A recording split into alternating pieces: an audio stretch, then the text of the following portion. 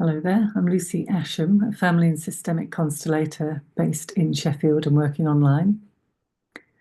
So today in this video, I wanted to talk a little bit about the orders of love.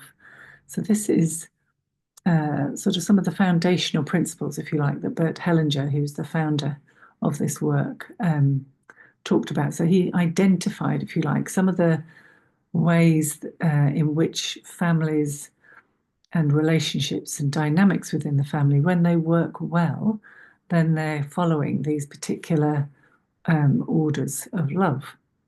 And they're sort of fundamental principles that we work with in constellations, and how to kind of bring about more harmony and balance in the family dynamics. So they are the three of them.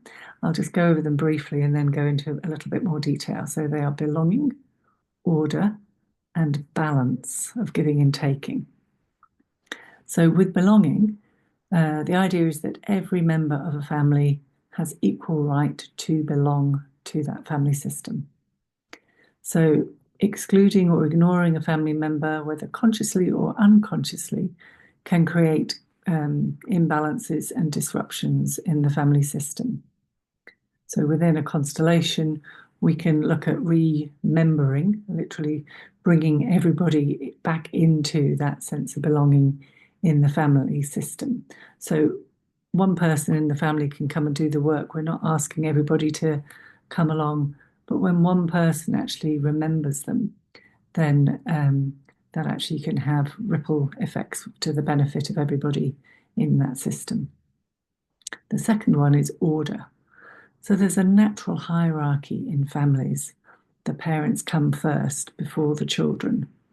And so when we're looking at the order and the birth order of families and blended families, it can give quite a lot of information about the roles that people play.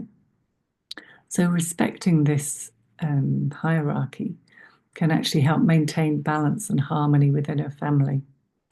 So one of the sort of difficulties that can happen is when, say, a father is sent off to war back in the day, First World War, Second World War, many of us are living with the sort of ongoing effects of that and the impacts of that. Quite often people would say to a very young child, 4 or 5 year old child, well, your dad's gone to war. Now you'll be the man of the family. You'll have to step up and look after your mother and, maybe start to bring in an additional income. So that parentification of the child is actually very damaging. And so, again, it's restoring that order and letting that child know that they are the child and not the father. They're not a replacement. They're not a substitute. And again, that can be very relieving for anybody in that family system to kind of recognize that. And it's not just recognizing it here, but it's actually really getting a felt sense of that with respect. The third thing is about balance of giving and taking. So healthy relationships are characterized by a balance of, receiving and contributing.